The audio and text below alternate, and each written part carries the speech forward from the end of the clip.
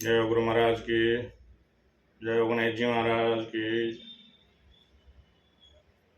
गुरुर्ब्रह्मा गुरुर्विष्णु गुरुर्देव महेश्वराय गुरुर्साक्षात् परब्रह्म तस्मै श्री गुरुवे नमः। श्लोक नंबर 47 सांख्य योग श्रीमद् भगवद गीता। कर्मण्येवाधिकारस्ते मा फलेषु कदाचन या मा कर्म फल हेतु भूर्मा ते संगो अस्तित्व कर्मणि। कर्म करने मात्र में तुम्हारा अधिकार है, फल में कभी नहीं। तुम कर्म फल के हेतु वाले मत होना और अकर्म में भी तुम्हारी आसक्ति न हो। वेद प्रतिपादित सिद्धांत के अनुसार ईश्वरार्पण बुद्धि और निष्काम भाव से किए गए कर्म अंतःकरण को शुद्ध करते हैं। आत्मबोध के पूर्व चित्त शुद्धि होना अनिवार्य है।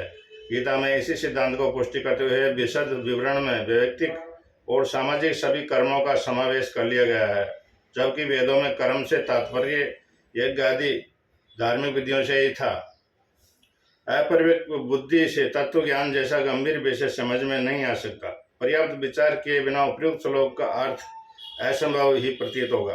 अधिक से अधिक कोई ये मान लेगा कि उस काल में दरिद्र को दरिद्र ही रखने में और धनवान को उन पर अत्याचार करने की धार्मिक अनुमति श्लोक में दी गई है। केवल बौद्धिक विचार करने वाले व्यक्ति को फलाशक्ति न रखकर कर्म करने का आदर्श अव्यवहारिक और असंभव प्रतीत होता है, परंतु वही व्यक्ति अध्ययन के पश्चात अपने कर्म क्षेत्र में इसका पालन करके देखे तो उसे ये ज्ञात होगा कि जीवन में वास्तविक सफलताओं को प्राप्त करने की यही एकमात्र कुंजी है।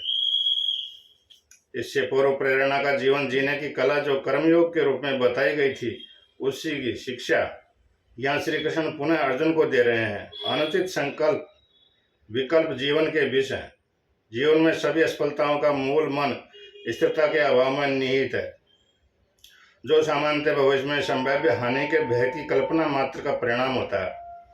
हम में से अधिकांश लोग असफलता के भय से महान कार्य को अपने हाथों में लेना ही स्वीकार नहीं करते, और जो कोई थोड़े लोग ऐसा साहस करते भी हैं तो अल्पकाल के बाद निरुत्साहित होकर उस कार्य को अपूर्ण ही छोड़ देते हैं।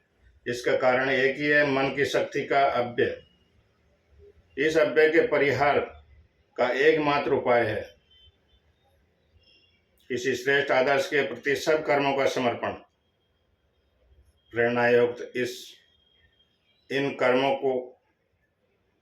कर्मों की परिसंपत्ति गौरवमयी सफलता में ही होती है। ये कर्म सनातन नियम है। भविष्य का निर्माण सदैव वर्तमान में होता है। आगामी कल की फसल आज के जोतने और बीज बोने पर निर्भर है, किंतु भविष्य में संभावित फसल की हानि की कल्पना करके ही यदि कोई कृषक भूमि जोतने और बीजारोपण के अवसरों को वर्तमान समय में खो देता है तो यह निश्चित ही है कि भविष्य में उसे कोई फसल मिलने वाली नहीं है। उन्नत भविष्य के लिए वर्तमान समय का उपयोग बुद्धिमत्तापूर्वक करना चाहिए। भूतकाल तो मृत है और भविष्य अभी अनुत्पन्न है। वर्तमान में अकुशलता से कार्य करने पर व्यक्ति को भविष्य में किसी बड़ी सफलता की आशा नहीं करनी चाहिए।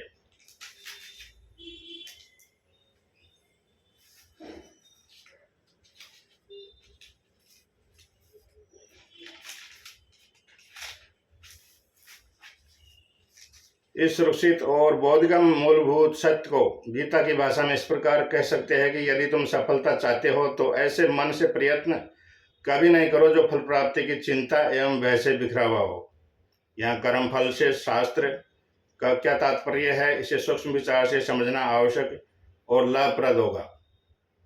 सम्यक विचार करने से यह ज्ञात होगा कि वास्तव में कर्म फल स्वयं कर्म से कोई भिन्न वस्तु नहीं है। वर्तमान में किया गया कर्म ही भविष्य में फल के रूप में प्रकट होता है।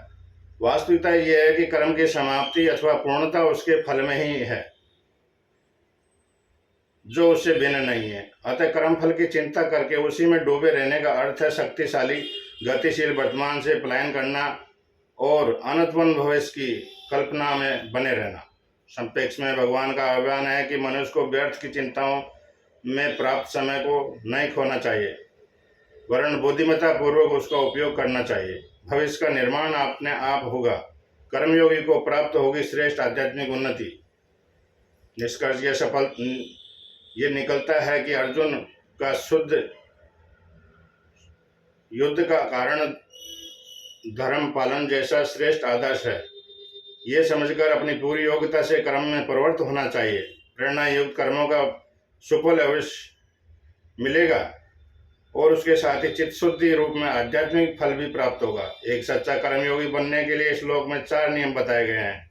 जो ये समझता है कि कर्म करने से मात्र मेरा अधिकार है, कर्म फल की चिंता करने की आवश्यकता नहीं है, किसी कर्म विशेष के एक निश्चित फल का आग्रह या उद्देश्य मन में नहीं होना चाहिए। इन सब का निष्कर्ष ये नहीं कि कर्म में प्रीति हो, यही व्यक्ति वास्तव में कर्मयोगी है।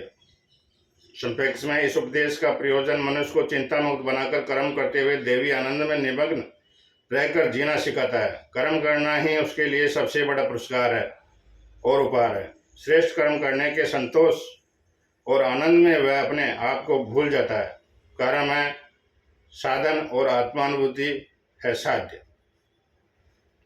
ईश्वर का स्मरण करते हुए सभी बाह्य चुनौतियों का तत्परता से सामना करते हुए मनुष्य सफलतापूर्वक शांति और वासना क्षय द्वारा चित्त की शुद्धि प्राप्त कर सकता है।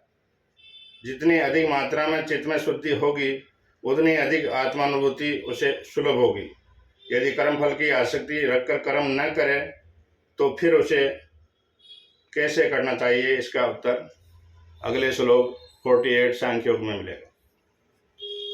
Next time please. जय गुरु महाराज की जय। श्रीमद् भागवत गीता की वेदव्यास जी महाराज की जय।